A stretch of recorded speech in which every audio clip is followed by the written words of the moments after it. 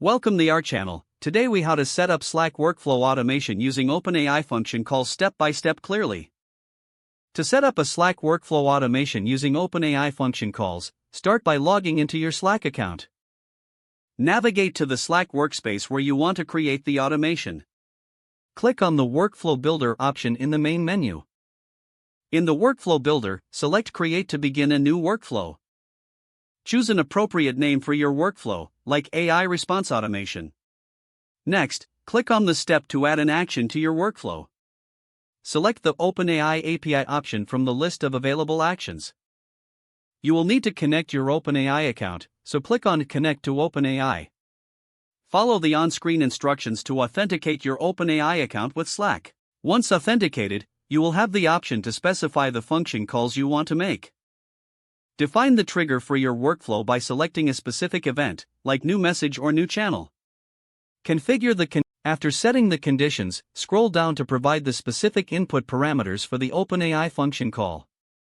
This might include the message context or user-specific information. Test your function call configuration to ensure everything is working as expected. Once tested, click on Save to store your workflow settings. Review the details of your workflow to confirm everything is set up correctly. Finally, activate the workflow by clicking on the Publish button.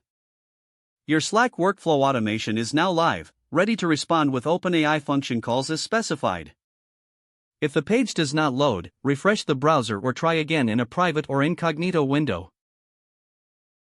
Make sure you are using the correct email address, then retype it carefully to avoid small typos. If your password is not accepted, use the reset option and create a new strong password you can remember.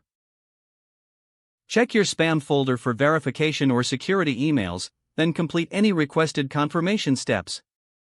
Enable two-factor authentication if available to improve account security and reduce unauthorized access risk. After signing in, review your profile details so your contact information and settings are accurate and current.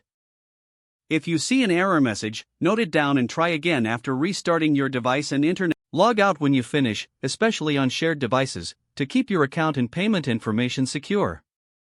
If the page does not load, refresh the browser or try again in a private or incognito window.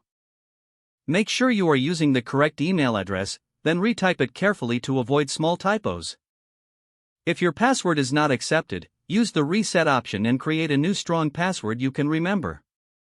Check your spam folder for verification or security emails, then complete any requested confirmation steps.